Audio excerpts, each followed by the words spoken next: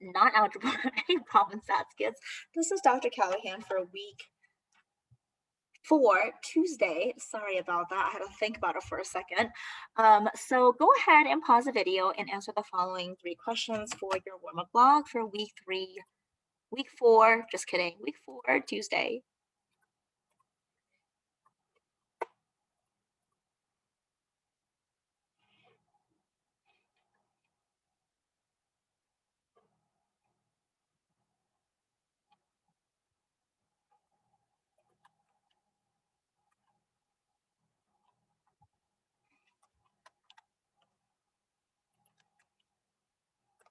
Okay, let's go ahead and create the assignment for today for week 4, Tuesday on MS Teams.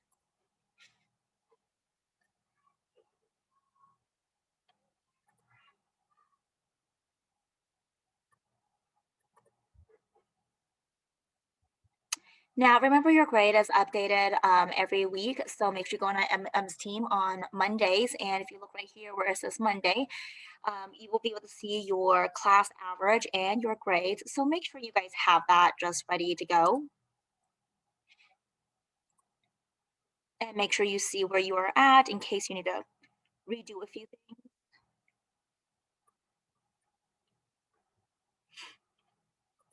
All right, so today it is week 3, Tuesday for ProbStats. Your instructions are as follows.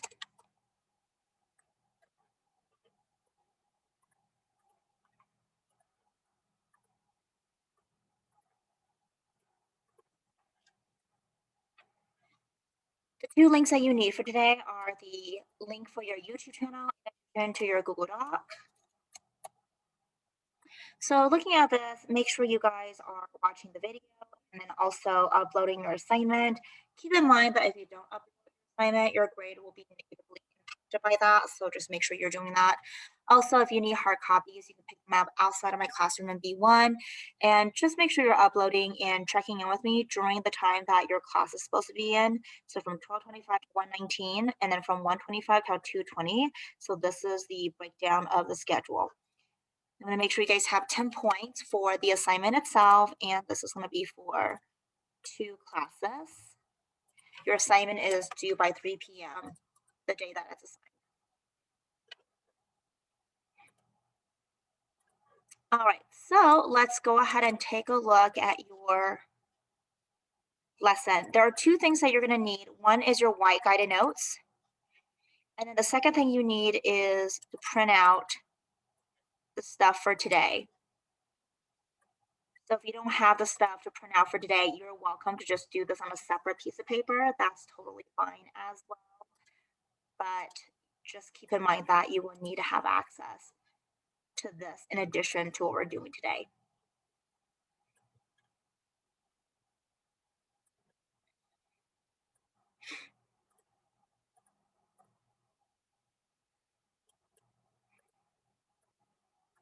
Okay, so I'm going to go ahead and paste this onto your assignment.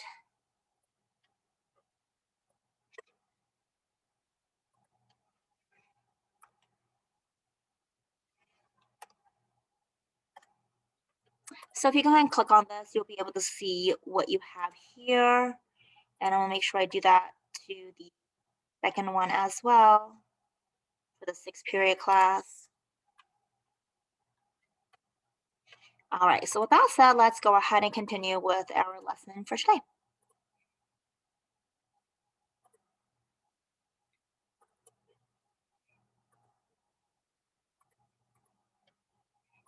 So yesterday was Monday, and if you're in my class yesterday, whether it's in person or online, we took an assessment on identify type 1 and type 2 errors. Take a look at your warm-up. These are your answers, so make sure you have something similar to mine.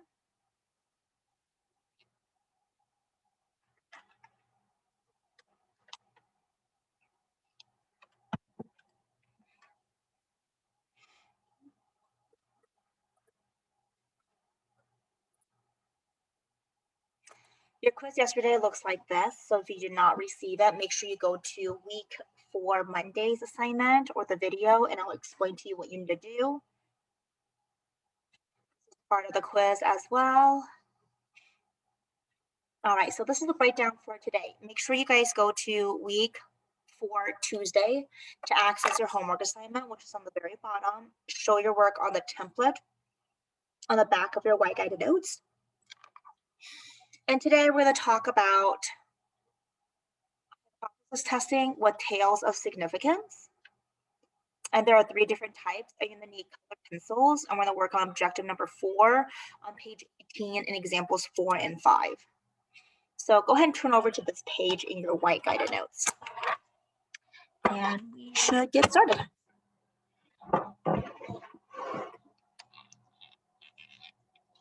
Go ahead and read the objective, the I cans.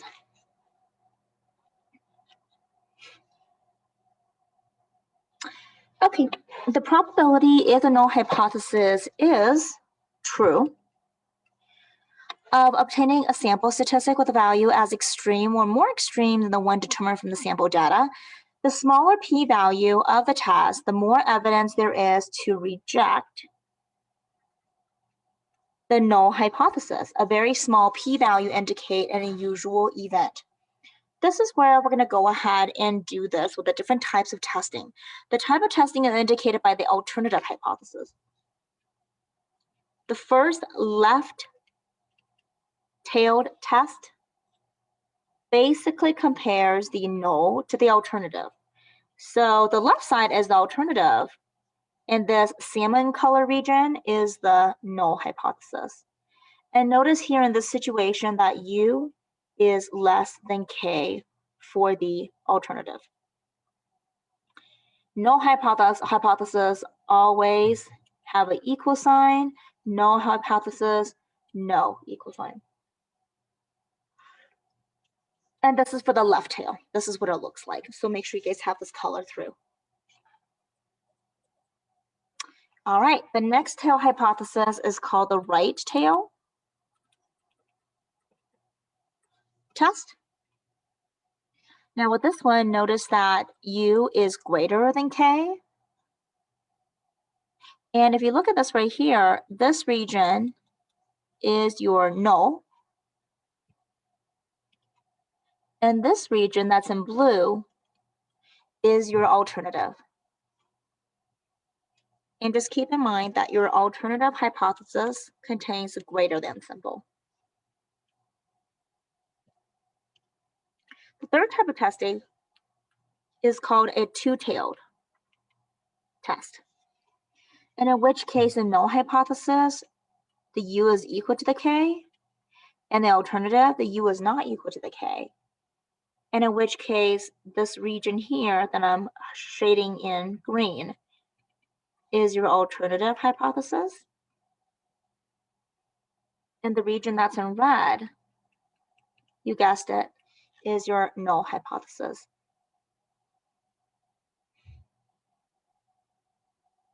All right, so let's take a look at this. We're going to give you some examples. You're going to tell me, is it a left, right, or two-tailed test?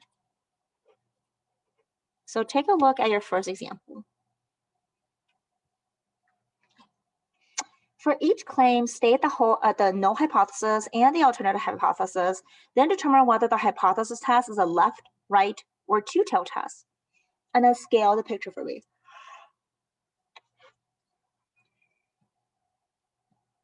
All right.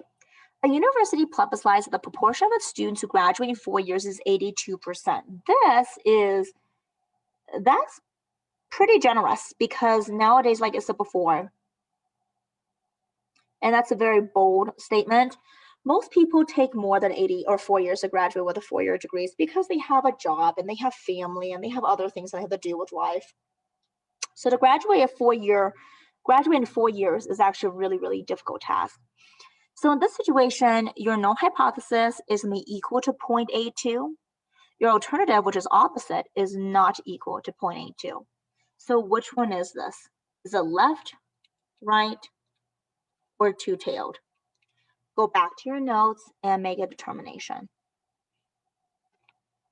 All right, you should say that it is a two-tailed test, which means we're going to go ahead and draw the picture here. You have the two-tailed labeled as the alternative hypothesis.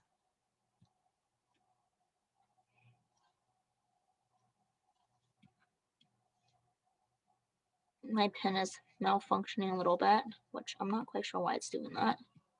And then, of course, that's okay. I'll just go ahead and do it this way. In between here is the null hypothesis.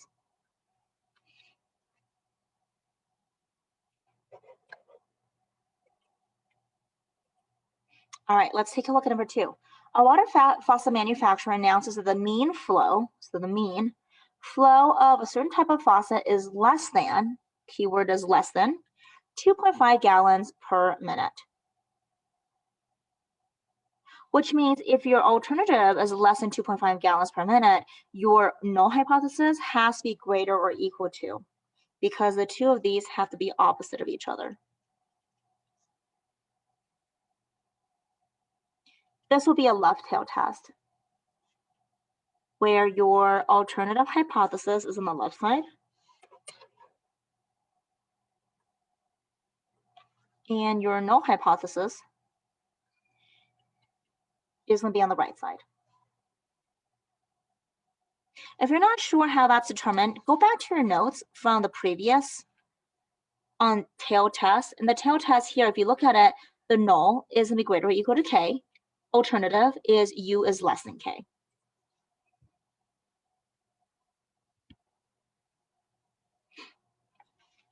Let's take a look at example 3.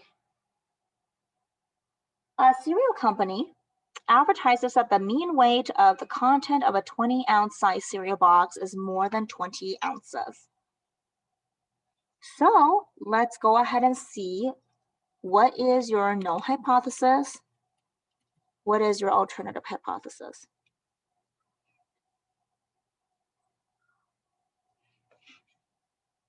All right, so more than 20 ounce means that it is the mean is greater than 20 ounce. That is going to be your alternative. And then your null is your mean is less than or equal to 20 ounces. So this will be a right tail test.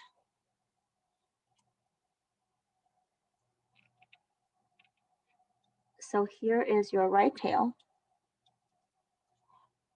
And then your null hypothesis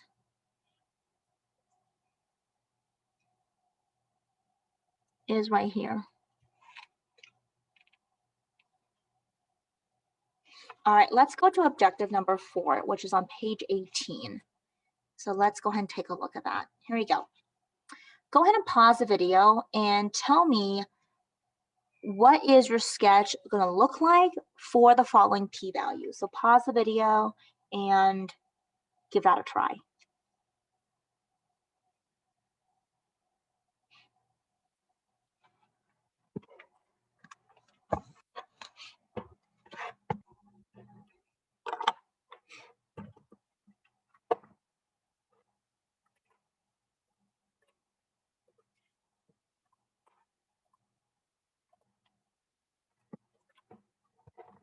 So specifically, if you're like, okay, I'm not quite sure what you're asking about my hand, specifically what I'm asking you to do is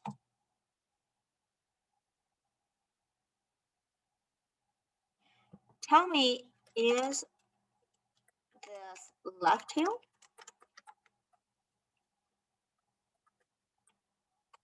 Is it right tailed? Or is it two-tailed?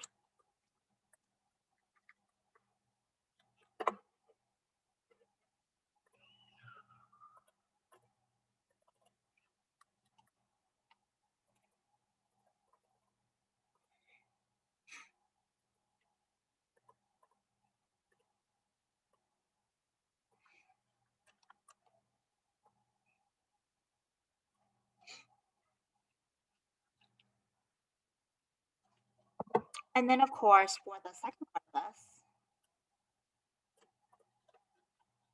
Please tell me, what is your null hypothesis? And what is your alternative hypothesis?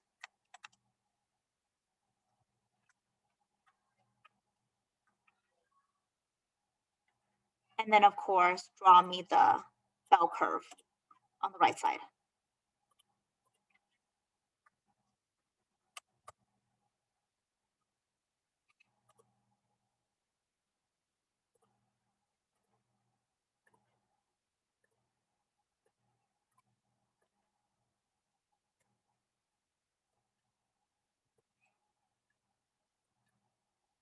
And make sure you label it as such.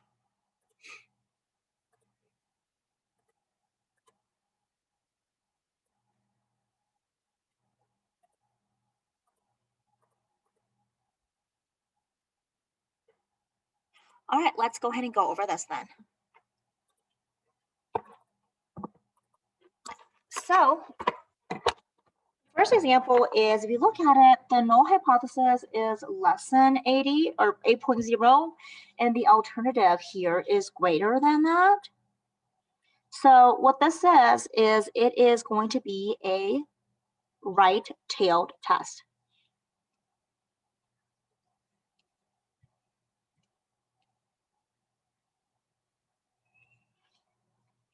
It is going to be a right-tailed test, and then of course, if you go ahead and draw and label the diagram, your diagram will look something like this.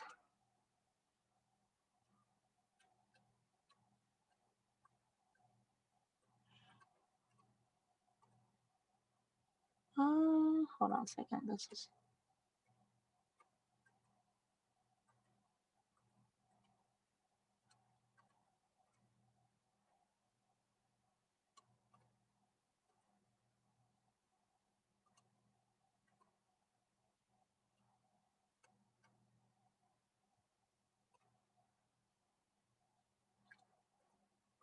all right. So looking at this part right here,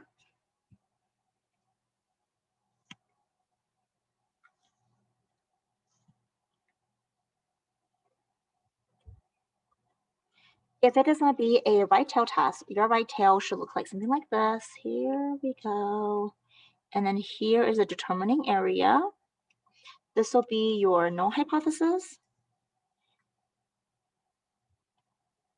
And the other side here will be your alternative hypothesis. All right, for B. Looking at this part right here, this is definitely going to be, it's not equal, so it is going to be a two-tailed.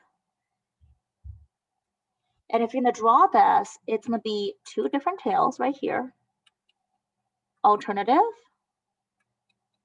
alternative, and then of course your null hypothesis in the middle.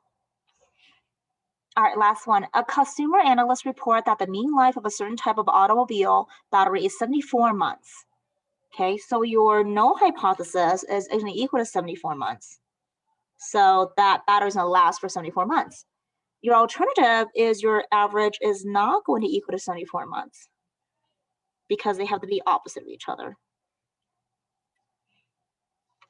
So then if I were to draw this, I will have my alternative hypothesis on the left side because it is a two-tailed test.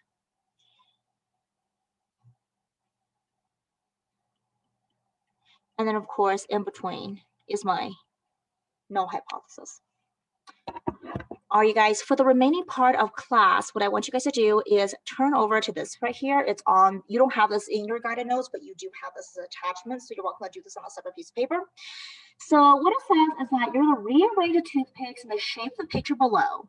Second, rearrange the indicated numbers of toothpicks to form a new picture. Third, draw the end results on the space provided below. Good luck and put your thinking caps on. So this is kind of like a brain teaser, so to speak. So first one's first. Number one says reposition. Reposition means that you're going to take away the 6 and move them somewhere else. So you're going to move 6 sticks so that you can make 6 equal lozenges in a symmetrical star pattern. So if you were to go ahead and move 6 different sticks, how would you be able to make a symmetrical star pattern? That's the first one. Here's what I have. And if you look at it, there's 1, 2, 3, 4, 5, 6 sticks removed and then put somewhere else. Okay, now I did the first one for you. I want you guys to do number 2, 3, 4, 5, and 6. And it says make 2 triangles by removing 2 sticks. So go ahead and work on that. All right, you guys, as always, stay safe and healthy, and I'll see you guys next time. Take care. Enjoy the snow.